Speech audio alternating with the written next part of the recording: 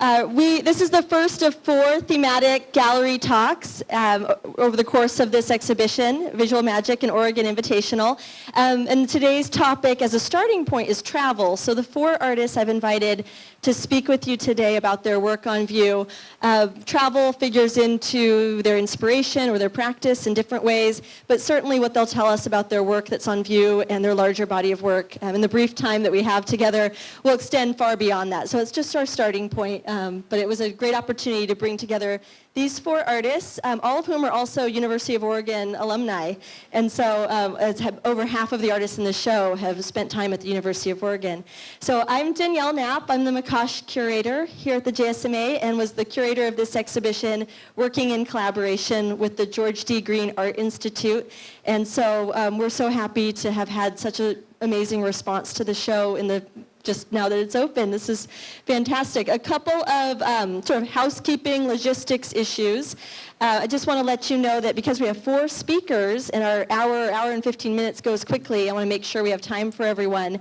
We'll spend about 10 or 15 minutes with each artist talking about their work, and they can take 1 question during that time, and then we'll move on to the next artist. And I think for any of the artists who are willing to stick around in the gallery after the formal tour ends, they're open to more conversation. But a couple of our artists need to be at a reception for their show at the Carr and Clark Gallery at 4 o'clock.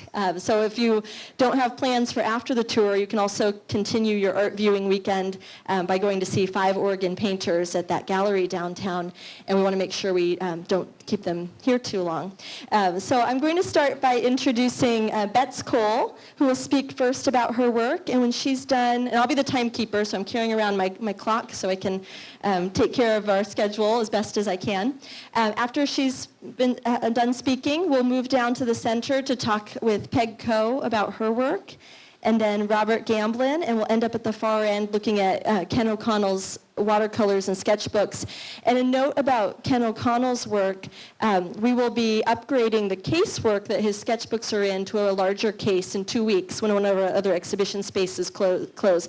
We kind of share exhibition furniture throughout the building as shows open and close. So be sure to come back in a few weeks to see more of his work on view. So I think that was all I needed to start with. We want to hear from you, Bets, so thanks so much for being here. Thank you, Danielle. So welcome, and I am so excited to share the process of painting. And I'm sure most of you know that there are studio artists and artists that paint on location. And you can be either or you can be both, or you can be a sculptor and a painter and whatever. But most artists have a lot of different sides to them. So the artwork that you see here is just one piece out of many experiences. And here I am dressed up, and I've got my little pack on from REI that I absolutely love because I'm a traveling painter. I spend some time in the studio, but most of my time is painting on location, which means I've got my tools with me. And I don't wear these clothes. So, and I have my favorite tools. And each artist has a way of being an artist and the tools that they love using. Some people are in love with their tools. Some people just are in love with their paint. And some people use their hands, whatever. So I began my art career as a graphic designer, and then I moved into painting and drawing. And I learned how to paint in the open air, which is called plein air, at the University of Oregon. In fact, I was taking a walk on the bike path the other day and passed that first place that I set up my French easel and painted and did the worst painting of my life. So, and that was just the beginning. So, I have many nice paintings and more bad paintings. So, what I'd like to share with you is that the fact that painting is a passion of mine. It's also a profession.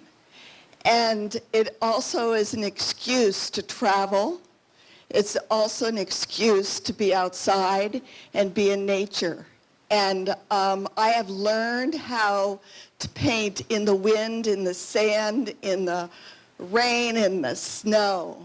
And I know what to wear, and I know how to cover up and not to cover up. So, and the tools to bring that. And I brought some sketchbooks with me, and I will pass those around. In 2001, I was awarded a residency at Crater Lake National Park and painted there, and then I got hooked on traveling and painting. And so I've been to Ireland to paint. I have been all over the United States. It's just a really wonderful way to meet people and also make you stand still and observe the beautiful surroundings of nature. I mean, nature provides endless possibilities, and that's what I do. So let me just open up this pack.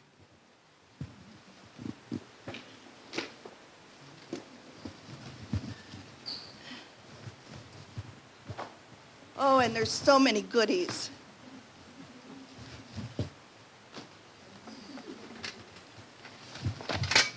This is like Harry Potter.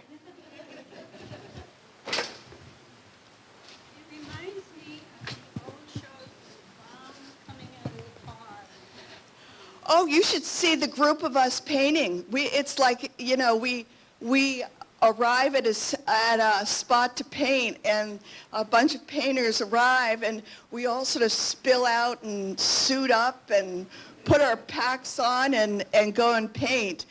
And a lot of times I will bring canvases to paint on, and many times I will do my paintings and put down ideas and moments in my sketchbooks. And I brought 3 right here, and these are my favorite sizes. That's why I brought these. And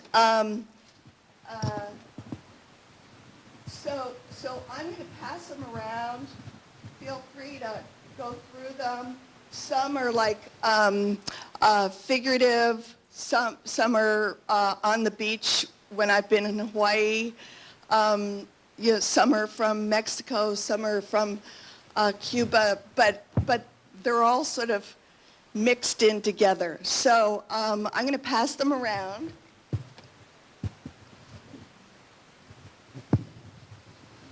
And just make sure they get back. Yeah.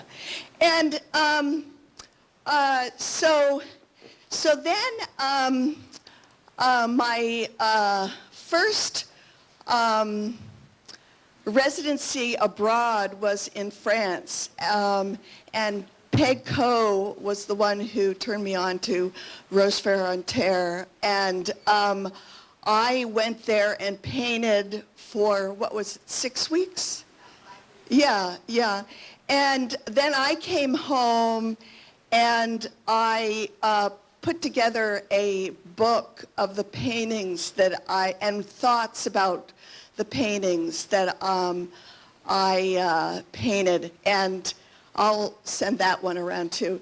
So now if you go to Carr & Clark Gallery, you'll see a body of work of mine there. I paint mostly in water-based mediums. And so that means acrylic, gouache, and watercolor. And I love the movement of water. I love how you can float color in the water and move it around with your brush. The brush is really important to my work. And stroke. And then this past year, these are all new. These are places that I traveled. So in the past year, I went to Cuba, Mexico, Canada, California, Colorado, the Oregon coast, and then around here. So I went back into the studio over the winter. I thought, you know, I really would like to really zero in on some of the feeling and the color and the sights that I experienced during these trips, and really capture a moment. And for me, I thought, well, I'm going to go really, really small. It's going to either be really large or it's going to be really small. So I chose the small route for this body of work. And so most of these paintings are gouache. They're based on my experiences outside. Then I took all of that information, brought it into my studio, and did these intimate paintings. Now, one of these paintings for me takes as long as a painting that's this big. If you look closely, you'll see that there's really direction and movement in, and I have to layer and layer and layer the paint because a lot of these are gouache, and you build your surface up. In watercolor, you sort of move your pigment around in the water and let it sort of lay and be spontaneous. And gouache and acrylic are a little bit more persnickety. And so, yeah, I think questions are good. Is that fine? Okay, question and sort of filling in the blanks, what I didn't tell you, or this is what I can go on I can sit on a beach towel, and these are all I need plus my sketchbook to paint with. And each artist has their tool sets, but this is mine. I have drawing materials and I've got my paints, and I just need a little bit of water that I get out of the ocean or a lake or whatever. Okay, questions? Will you repeat the question? Okay.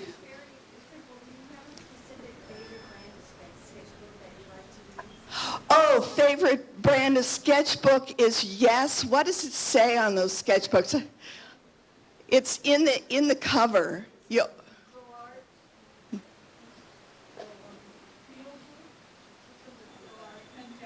Pentalic. Yeah.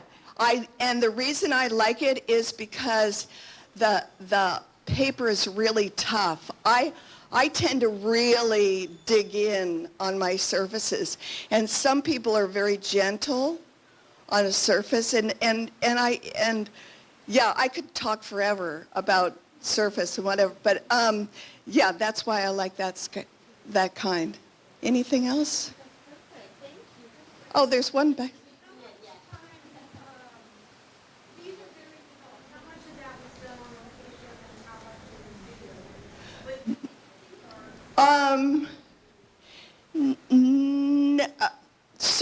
So I can tell you the ones. So these here were done mostly on location.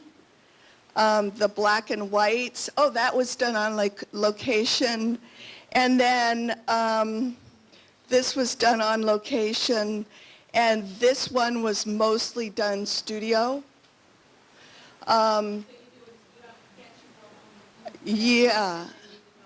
Yeah, and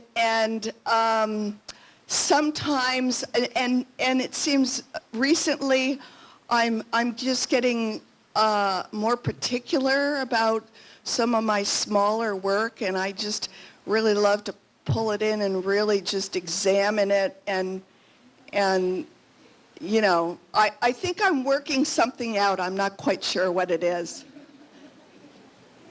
Okay. Thank you so much. And I'd like to introduce you to Margaret Coe, who we just love working with so closely. We got to work on an exhibition last year together of her work and Mark Clark's work, and just thrilled that she was part of the artist group that we were working with for this exhibition with the George D. Green Art Institute. And so she's going to share with us about her painting and be able to take a question. And then Robert Gamblin will come to speak about his work. So when you're done with your questions, I think you can just hand off the microphone to him. So thank you. Okay, thank you. Thank you very much. Wonderful to see all these people showing up. Can you hear me all right? No. Is this just a little closer? How about now? Is that it? Okay, alrighty, great. Well, when thinking about this talk, I decided what I wanted to do was kind of give you a little history of how in the hell I developed this lifelong obsession with combining painting and traveling, starting really quite early.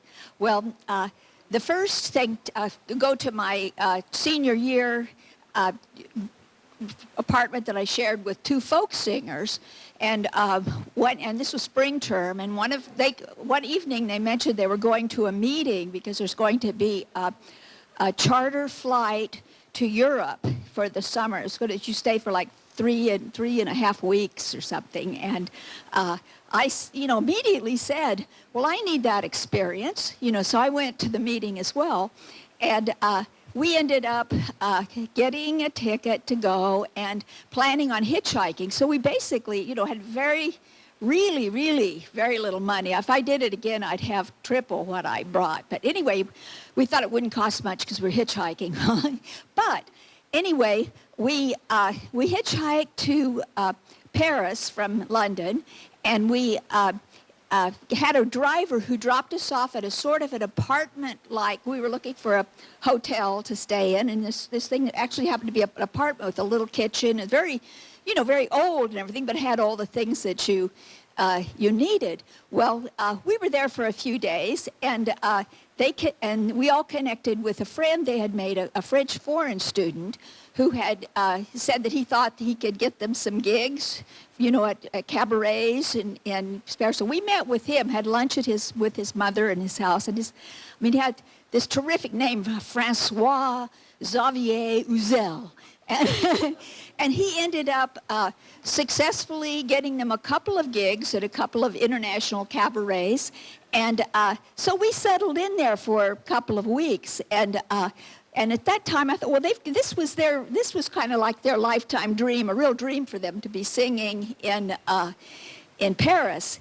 And so I got to thinking that I would go find an art supply store. I had a sketchbook with me, but it never occurred to me to paint. But I had been going almost every day back to major museums, my favorite of which was the old Jeu de Paume that had the French Impressionists.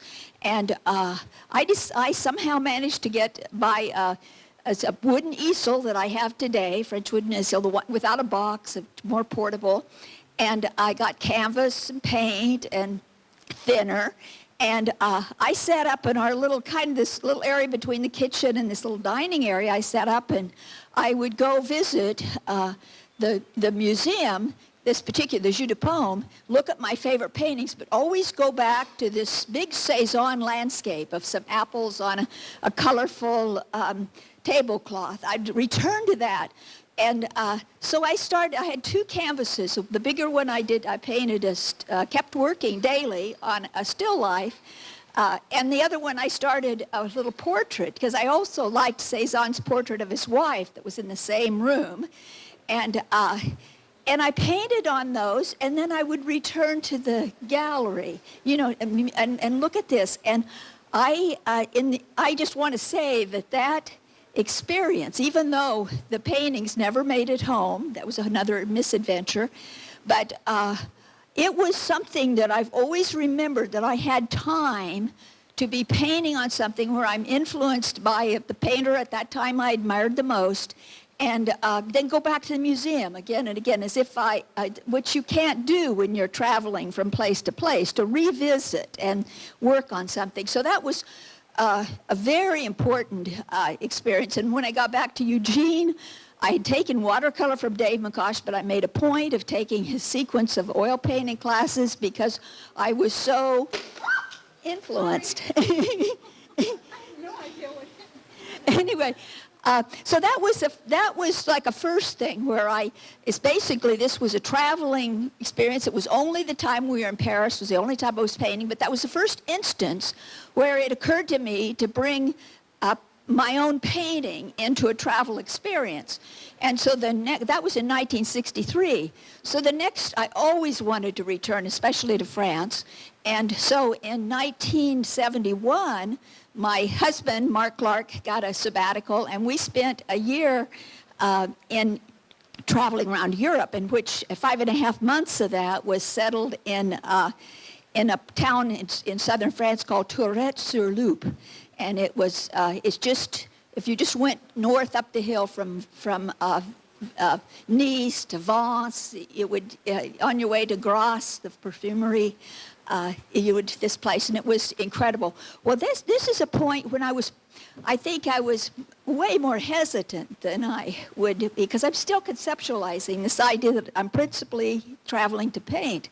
So Mark and I were just kind of doing watercolors, mostly inside this little villa that we had rented. And then one day, we had oil paints, and I had a canvas, and one day I went outside, went right in the middle of this olive grove, and there's a driveway fairly close to it, but I set up and started painting the olive grove, and it was just exhilarating. And to top it off, our neighbor was driving, because this is a driveway, it's not much traffic near, but our neighbor drove in, and he stopped the car and said, "Bravo!" So he didn't even see, just the fact that I was painting. And that sort of gave me the kick in the pants. I'd been there already for a couple of months, and so the rest of the time I spent painting, and that is how I got to thinking, well, I should be always painting, when I'm traveling. But anyway, but then my children at that point were preschool, and so when we went home, I didn't travel again for almost 30 years. And in 1999, or shortly before, my friend Satoko, probably a lot of you know her, I know you folks do, was doing a sabbatical in Italy and near Siena, and she kept talking to me, well, you should come and spend some time. So anyway, I just agreed to do that. We spent a week together, but I had 4 weeks or full month. And so I had rented a car, and I just headed towards the Mediterranean, not knowing where I was going. And I ended up pulling off into this place called Genoa Nervi, and it's just the first town south of Genova. And anyway, I managed, it was off season, but I was at a place, it's kind of a pension, and it was closed for the season. This was November. But I saw there was someone inside, a young woman, so I just kept knocking on the door until she came, and by this time it's about 6 in the evening, and I said, well, I know you're closed, but I don't have any place to stay. And so anyway, she said, well, you could stay for one night. So she spoke English, which is good because I only knew a few words of Italian. And so I came in, and she got me a room, and she says, during this month, we're remodeling, but you can stay here a night. So anyway, her father also spoke English. Well, as it happened, and this is quite European, is that the first day I went out and painted, and then I came back in the evening with my painting, and her dad was in the lobby, and he wanted to see it. And he was so enthusiastic that he let me stay I wanted to stay 15 days, and he let me stay. They had to change when they're remodeling. They had to change, but not a single evening went by then did this owner of this hotel want to see what I had done. And then on the last day, I'd been painting in Portofino. And while I was painting, there was this wasn't aware, but this lawyer was watching me paint the whole time, and he wanted to see more of my work, so he made, and this was my last night I was going to be there, and then I was going to Rome. But anyway, he and his wife came, and I swear this concierge, brought up some wine and some treats. He was like I was having an opening, and he was all excited about it. And the fellow ended up buying the painting I had done that day. And then the significant thing about this trip was this was the first trip I took, travel trip, which was all about painting. I didn't go to any museums. I think I went to one, but anyway.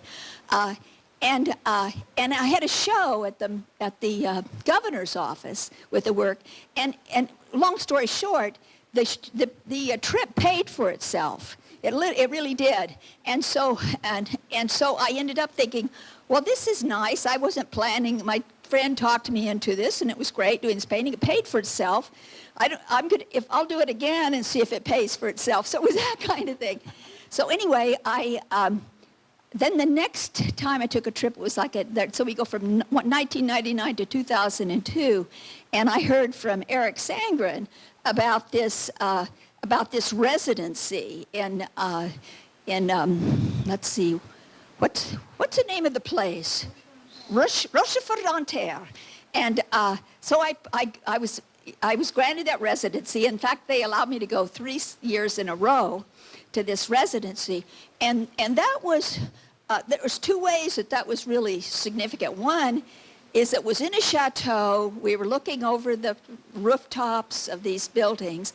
Is that it fulfilled any fantasy I ever had of being a princess. And it was incredible. There was the woman that owned it was was really a grande dame in the old school fashion. So it was very exotic, and it was very, very good. But after doing that 3 seasons in a row, and I actually came another year but didn't stay there, is that I found that was the first time that I decided that in addition to kind of plein air painting what I'm seeing, I really wanted to use this subject matter in studio paintings. So that was it had more meaning. So then I painted for several years on the theme I call a village series. And it was all about houses in a row and rooftops. And it was the first time I saw a meaning that should be explored in the studio.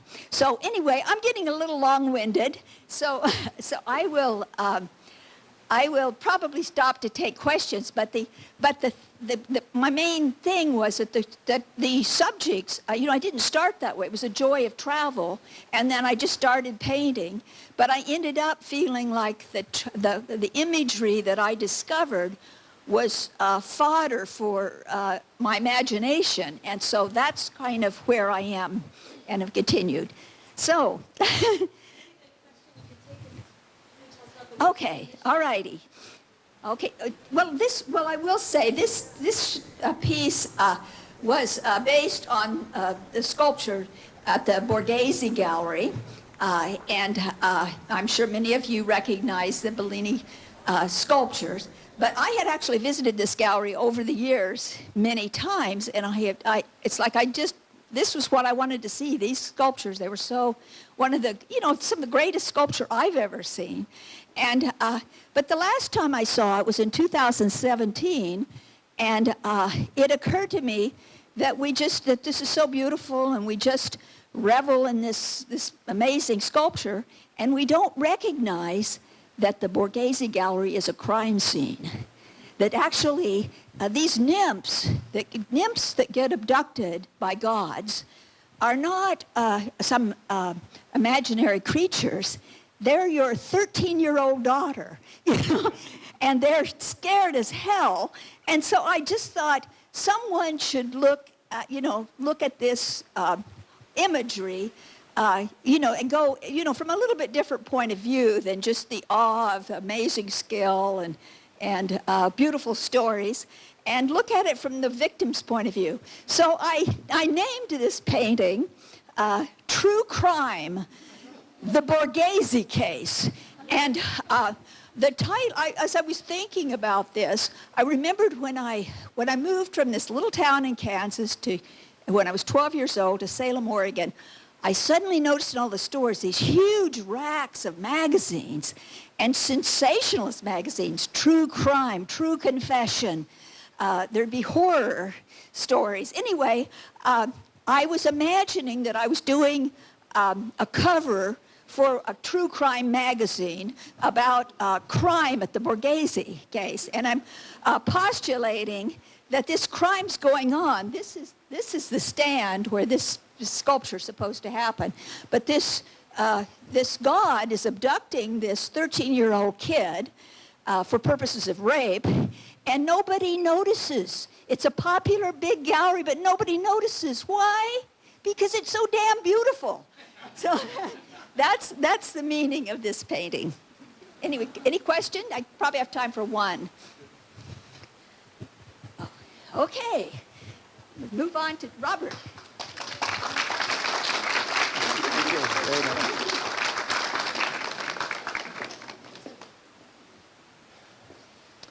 And I too would like to thank you for coming today, and my thanks to Danielle, our curator. It is very heartwarming to be included, to have my work included in the show. I graduated from the art department, and an important part of who I am as an artist was engendered here a long time ago. I had Vincent and McCosh at the latter part of their tenure, and I had Okada at the very beginning of his tenure, and I had Laverne Krauss in the middle of hers. But what has served me best as an artist over these years is what I learned from Dave Foster. Now, I had a tremendous amount of my college credit from that one person, from Dave Foster. And so to boil down all that I learned from him into one sentence is pretty tough, but here's how I understand it. What I learned from him is that this art making is a medium of communication. But what that implies is that you have something to say, and you can say it in a way that can be understood. I like to carry that analogy a little bit further, because when the paintings are done, if they just go into the rack, and so many of them are in the rack, it's like a letter that was never sent or a phone call that was never received. And so I can tell you that these four right here are really happy to be out of the rack on this wall for you to look at them and for them to talk to you. My travels have informed my work since the early 90s. At times I've thought that painting in so many places rather than my own was a flaw in my approach. If one takes an inventory through the history of landscape painting, you find that most of the greats painted the landscapes they lived in, painted the landscapes that they knew best. There are notable exceptions, such as with Turner and Monet, who are two of my favorites. And so I thought, well, if they can do it, why can't I? I'm fortunate that my livelihood, the making of oil colors over the last 40 years, has required me to travel from the very beginning. Oregon is not a major art center, so I traveled around the United States, spending 25% of the year on the road, lecturing on materials in art schools and stores, and then for the last 20 years, I've been able to travel internationally quite regularly. Now, I paint in series. Whether I'm painting in the Willamette Valley or Amsterdam or anywhere else, painting in series takes the pressure off. I know that in any body of work, there will be at least one dog, there's going to be one star, and the rest of them are going to be strung out in between. But not until the end do I have a clue on how it's going to turn out. You see, I work in a relatively uncontrolled manner. And I'm hoping that in the end, from a distance, the work will look well put together, but that the closer you get, the more the image falls apart as the painting shows you, I'm just paint, I'm just color. I'm just energy. And so on close inspection, the process of the painting being made reveals itself. Now, I've painted many series in New Mexico, in Iceland, the icebergs of Greenland, a series on Bruges, Normandy, and I have close to 30 paintings on Venice. So if anybody wants a painting on Venice, you know where to come and who to talk to. And most of these series are in my book that my wife Catherine and I put together last year, the paintings of a paint maker. And at the end, after Ken's talk, if any of you would like to see some more of my series, I'd be happy to show them to you. Now, I consider the on-site drawings, watercolors, pastels, small oil paintings, and even photographs that I do to be preliminary types of drawing. To me, they are all drawing materials. And so no matter what medium the initial image stems from, when I get back into the studio, the image gets processed further by making more studies. Usually 2 or 3 studies are made in different media. This gives me a chance to practice the painting because I need to find out several things. What is important in this image to me? What is to be included? What is to be eliminated? And I need to re-identify just how that landscape made me feel. Why did I stop there in the first place? What attracted me? Sometimes that can take the whole process of making the painting before you finally discover just exactly what that was. And then I can figure out just exactly what the subject matter is, because that's what it is. It's the paintings are about the feeling of being in that place. So here's what's important to me, and not necessarily in this order.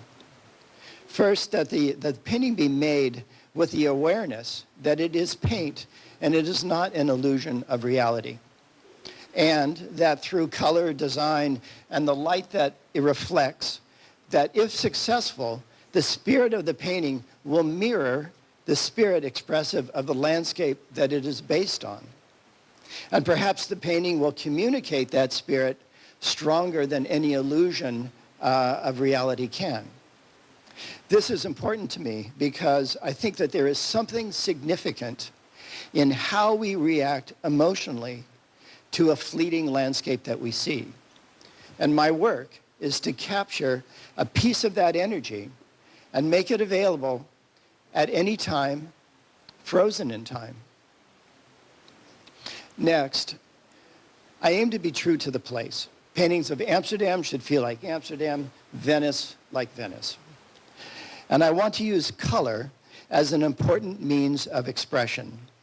In every series, color gets used in a unique way to that series. The series on Venice was done before this small series on Amsterdam. The paintings of Venice influenced this series very much as a reaction rather than as something to emulate. In the Venice series, I was focused on just how perfect oil colors are to paint Venice, to convey the different textures of brick and stone against water, against vaporous skies, and how wonderful it is to use oil colors to describe the patina of age that Venice carries so beautifully.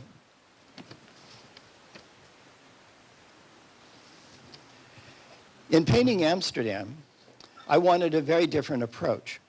I have spent much more time in Amsterdam than in Venice, since I have been there at least once a year for the 12 or 13 years.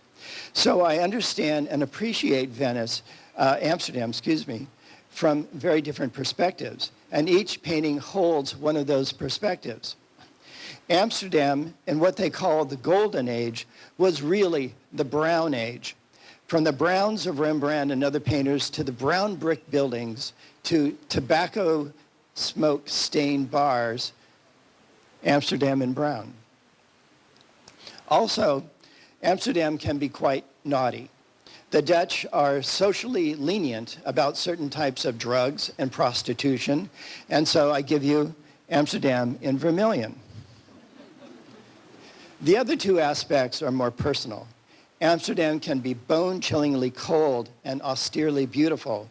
And so, Amsterdam in Prussian blue. And perhaps my personal favorite, Amsterdam in Delft's blue in homage to the beautiful and ubiquitous ceramics. Now, the first Iceland paintings that I did, like the Icelandic landscape in spring and summer, were made in a palette of black and green.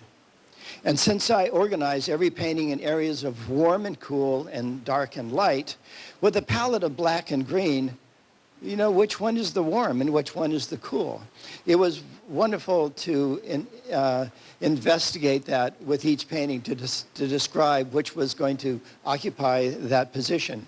Generally, if the greens were more towards the yellow, then okay, that became the warmer side. But if the greens were more towards blue, then the greens would generally be feel cooler than the blacks did, than the neutrals did.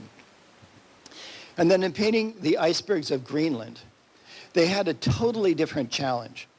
It is the only place I have ever been, let alone painted, where there was only one element in the scene, water, in all of its aspects, solid, liquid, and gas. It was wonderful to paint the icebergs. If I had a big market for iceberg paintings, I'd be happy to just paint icebergs. Being mostly monochromatic, the interesting part of the painting process was modulating value and color so very subtly over the surface and trying to get the light of the painting to glow from within like an iceberg seems to do. And concerning my New Mexico series, I have been painting there regularly since 1993. It is the place I have returned to the most. What I can draw on or get away with anywhere else with color, I have to leave behind in New Mexico. In order to be true and faithful to the landscape, the color has to be natural. So in making my series more than just another set of dry country landscapes, I painted them as diptychs. One side was a detail of the landscape. The other side was a detail of an adobe church. Each side was equally spiritual to me. And as I was working on them, I realized that the placeness of each was composed of identical matter. Both sides were made from the same dirt, the same wood, and the same stone. And the paintings reflected that, with each side being painted from exactly the same palette of colors. And finally, I absolutely love the awareness or freshness of vision that comes from travel. At home, my mind is so stuffed with what has to be done and how to do it that for most of the day, my visual awareness takes a back seat to the churning of my mind. But when traveling, all is new, with no life patterns to fall back on. My eyes open up, ranging over the constantly changing scene, waiting for something to catch my eye. And it does, and therefore I see a lot of great stuff to paint. At least once a day when my wife and I, Catherine and I are traveling, we stop and we make drawings, and those scenes are the things that we remember absolutely the best when we return home. Thank you. Any questions?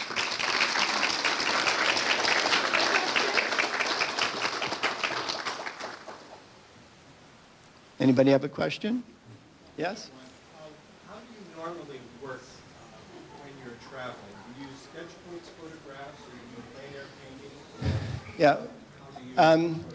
How do we work when we travel?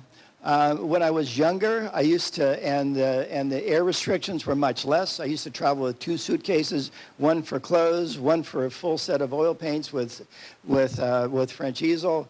And if I'm going to a place where I'm going to be there for more than a week, it's possible easily to take oil colors and a full setup. But generally, now we're moving around a lot, so we don't take oils with us on trips where we're moving. And it's drawing. I have this complete setup of loose pieces of paper that fit into a little folder, and I've simplified it to ink, pens and ink and washes on ink, and those become what I travel with.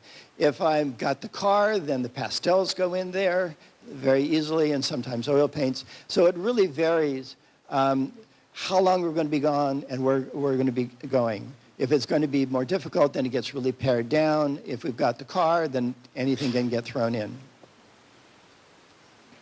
Anyone else? Great, thank you. Yeah. And then, thank you so much, that was wonderful. And we'll conclude with Ken O'Connell, so we'll need to move down to the other end of the gallery. So I'm Ken O'Connell. We'll get started as people are finding a place to sit down. And in this glass case are 6 of my sketchbooks. There are actually 12 sketchbooks that are going to be on display here, but we're waiting for the other glass case to arrive, and then those will be set up next week. If you came in today, you may have seen this. This is the catalog for the show. It just came from the printers, and we got 50 of them, and there'll be more coming next week. But it has a double fold of a page from each of the 12 sketchbooks that I have in the exhibit. And so I was really pleased. It's a nice catalog. It has an artist statement by everybody, a picture. The pictures that are all in the exhibit are in here, as well as introductory essays by Dr. Sayer about the show. Now, I'm Ken O'Connell, and I've been doing these sketchbooks. Yeah, okay, I'll just show you. For a number of years. In fact, this is the sketchbook. I just started this one last week, and it's sketchbook 93, number 93. So that's the 93rd sketchbook since about 1960. But who's counting, you know? And I guess I'm counting.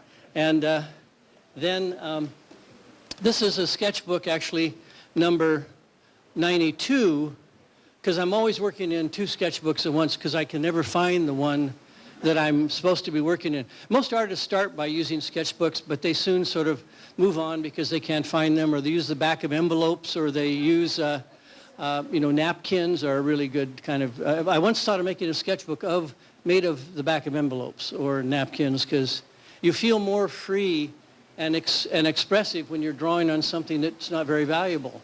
If I give you a $2 sheet of paper, then it kind of inhibits you, and so you don't see, because usually we don't think our ideas are worth 25 cents that the paper may have cost, or 5 cents. Anyway, this is sketchbook number 92. I've just started this one, and my routine is to title the page, do some designs based on where I am, and then just sort of start sketching and writing. And then the back part of the sketchbook's usually names and addresses, reference material, things like that. I'll pass this one around so people can actually look at that. My assistant today is Fiona McMillan here. You want to come up here and bring that to us? And she's my granddaughter, and she has another sketchbook. This is an accordion sketchbook. Let's see, is that right? Yeah, right side. And so every once in a while I'll work with a variation on the traditional sketchbook. For me, the sketchbook is a place of beginnings, a place to start. I teach sketchbooks now primarily to adults, and I try to get them to see the sketchbook as a flexible learning tool. It's really for getting into your idea or moving along in the process by which you're working. You're not so much worried about finishing things, although in my sketchbooks, that's where everything ends up. I actually finish. So what you see here, that's it. I'm not going to take those, as so often artists would do, take their sketches from their sketchbook and then move them into a canvas, or move them into clay or cardboard or fabric. But for me, the sketchbook is my portable studio. Bob James, one time, the ceramics teacher, said, "Ken, you're using your sketchbook like a portable studio." And I'm so busy, my life's a mess, I don't want to talk about it, kind of thing, you know. And so it's easier for me to carry this book around and sketch in it than to find an empty studio space. I'm using the sketchbook like a frame of reference. In fact, this is a coaster I got at a tavern a friend of mine went to, and gave it to me. And I cut a window out. A lot of time we learned about this in early days in art school. You can sort of isolate things you're trying to sketch if you use a kind of a window or a frame. So I stick this in the back of the sketchbook.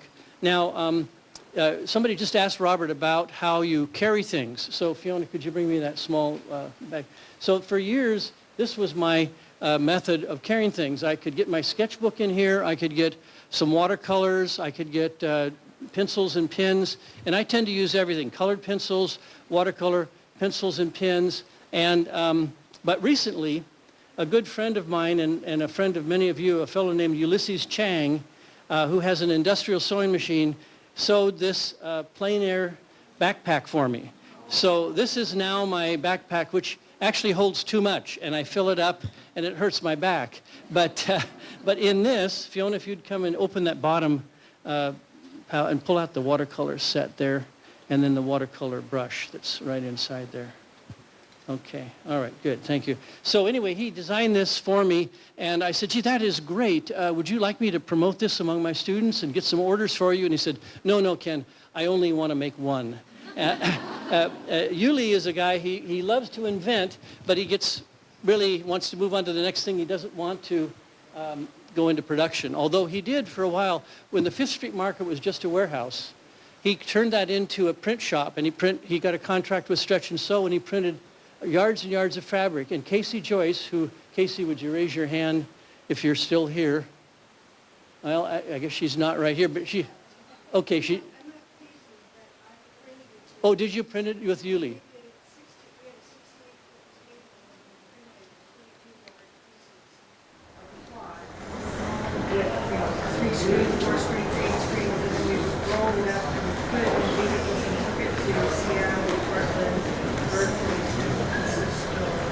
Tried to sell enough yardage to buy the next 1,000 rolls of rock. All right, good. Hi, Marlika. Hey. Okay, that's my other daughter. Yeah, so Yuli was doing fabric for different companies, and had this huge table where they used silkscreen to print. Anyway, Margie Matson and Kacey Joyce were printers of it. Okay, so this is my watercolor set. So I have several watercolor sets, but this is basically my watercolor set. And because I'm often in places that don't have water, I use what's called a water brush. This brush actually has water in the handle, so that I don't need to carry a container with water. It doesn't give you a lot of water, and in my sketchbook I tend to use a minimum amount of watercolor, and unless I'm in a place where I can use more water and flood the paper and do things like that. But this will give me, I can just squeeze this and water flows down into the brush, and then I can immediately get the watercolor moist and work on the page.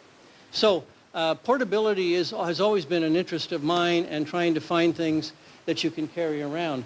So a couple things. So the sketchbook for me is about kind of exercising your sense of presence. When you're out traveling, you sit down, and the moment you start to engage sketching, whether it's a building or a simple bush. In fact, I tell my students, don't take on complex subject. If you're at the Grand Canyon, don't sketch the Grand Canyon. Sketch the weed that's growing by the tire where you parked your car, and that will remind you of that view of the Grand Canyon.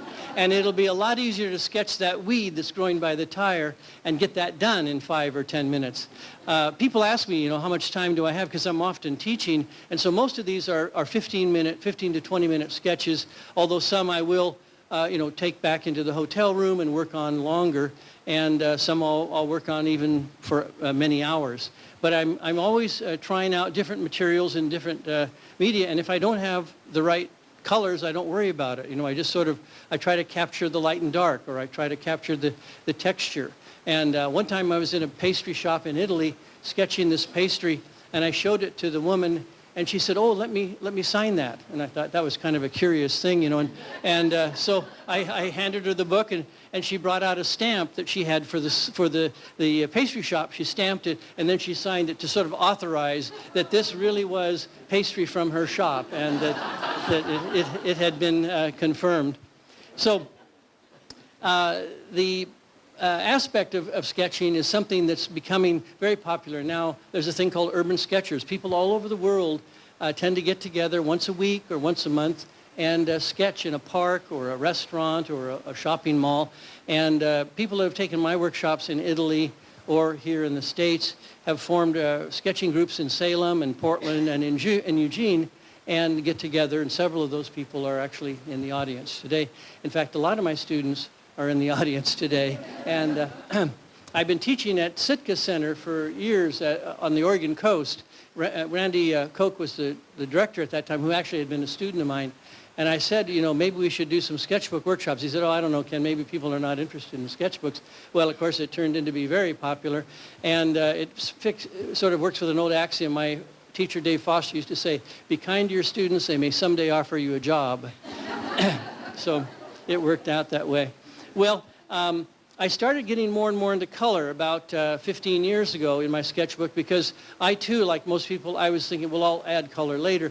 But I found that I could get a portable watercolor set, bring colored pencils, and I could bring color and light into the work. And so I did that. Well, I'll conclude here in a few minutes, and then you can get up and look at these closer.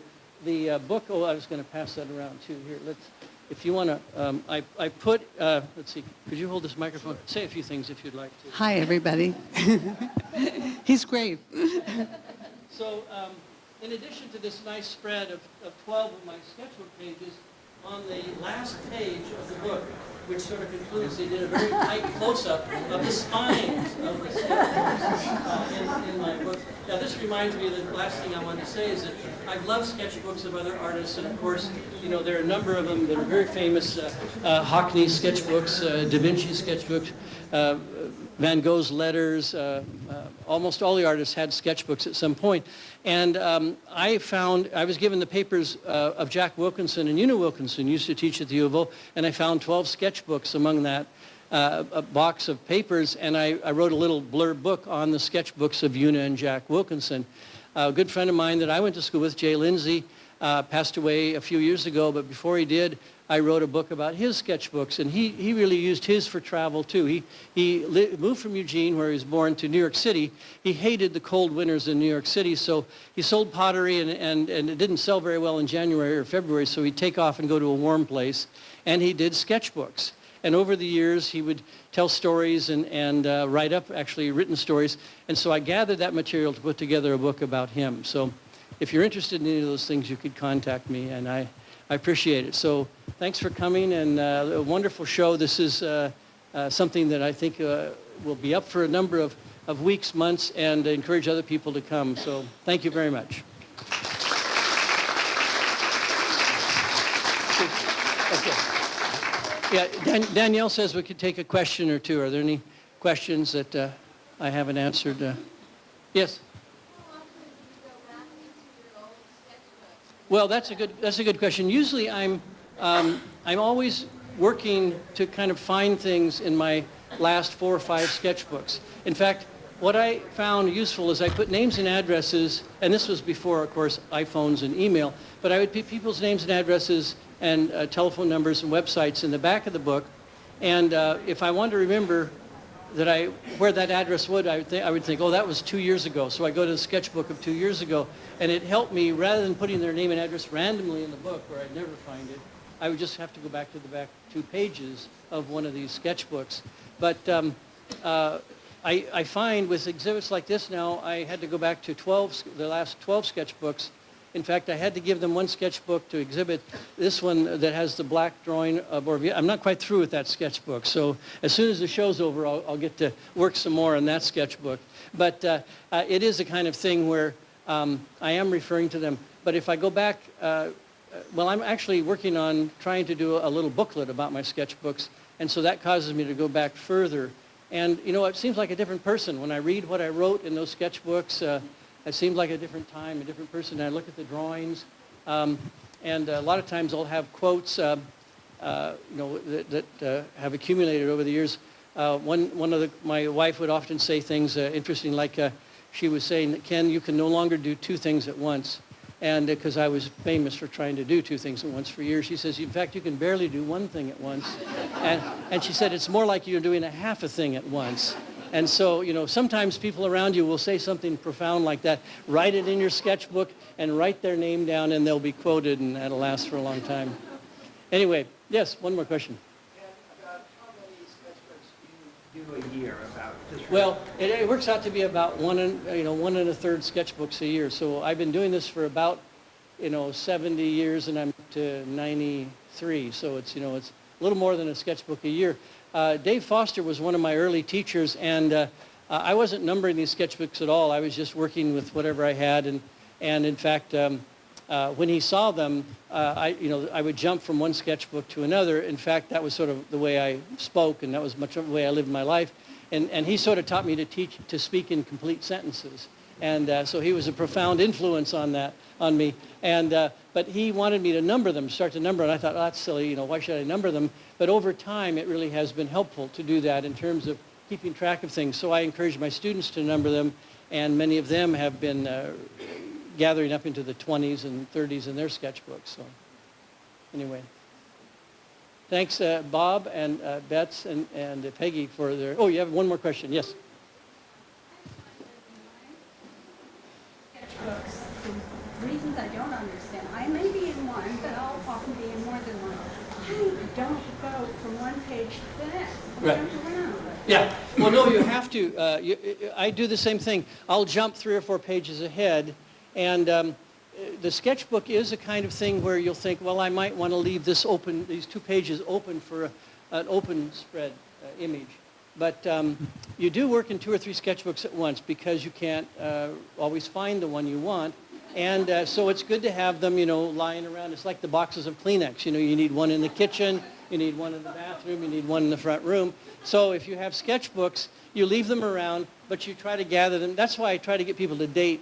When they're drawing, you don't think that a date is important. I mean, today we know it's the 19th of January. Why date it? But if you date that, then it helps you to reconstruct. One time I gave a lecture about a sequence of drawings I'd done in the sketchbook and how many it took before I was working on a silkscreen print on the theme of waves and stuff, and I found actually 42 preliminary sketches in 2 sketchbooks that led to this final print. And you often don't realize how you're working in sequence, and you'll jump ahead. Now in my sketchbooks, I'll jump ahead and I'll even add color, just a kind of a smeared color with a paper towel on a blank page. And when I come to that page, I'll just draw on top of that and integrate that color. It integrates the color into the drawing really automatically. So yeah, so what you're doing, anyway, there's no sketchbook police to run you down and say, though, that's not the right way to do a sketchbook. So that's one of the advantages. And also you tell when it's finished. You determine all these things. And if you don't want to finish it, then you don't have to finish it, and you move on to the other thing. It's but I do feel it's almost like a mirror of our mind, like you mentioned, where you're kind of jumping ahead. Now, sometimes at the end of my sketchbook, a page, at the end of the sketchbook, I'll go to the first page and I'll list the themes of that sketchbook or the places. Like if, say, I was traveling, I went to 3 different states or whatever, I'll list those. So it becomes kind of like a table of contents after the fact, because you don't know what you're going to do, in the beginning. You never know what's going to happen on the page. Okay. Thank you again. Thanks for coming.